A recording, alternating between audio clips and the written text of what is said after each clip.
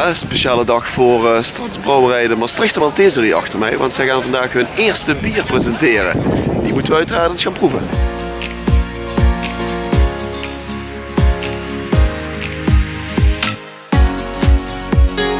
Een trotse dag denk ik vandaag. Weer een trotse dag bij de Malteser. Ja. Vandaag presenteren we het eerste gerstenat, het definitieve Malteser bier. Mensen moeten het uiteraard hier komen proeven, maar hoe smaakt het? Kun je het even kort beschrijven? Ja, we kiezen voor een neutrale gist, neutrale hoppen, dus de granen mogen spreken. En dan in de bierwereld noem je dat moutig.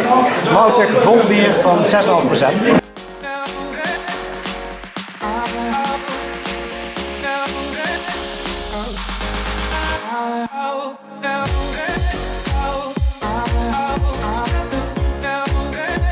Dus, hoe smaakt die, de eerste? Nou, ik wil het bijna zeggen als vanouds. Ik ken Malteser al van vroeger. Ik heb echt, je proeft weer die lekkere smaak.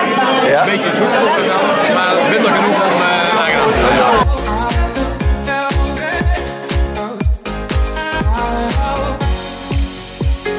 Waar is die dan, Charlie? Het eerste Malteser. De eerste Malteser. Nou, hij was er al in 1954, maar we zijn blij na 15 jaar hier in Maastricht hem toch weer te kunnen presenteren. De Maastrichter Malteser. Volmoutig bier, 6,5% alcohol en goed doordrinkbaar, klein zoetje erin.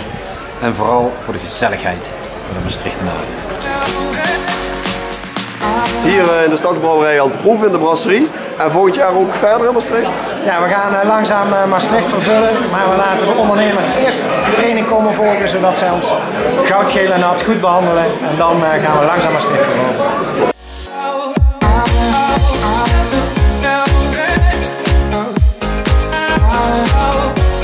Wil je meer van onze vlogs zien? Abonneer je dan nu op ons YouTube kanaal.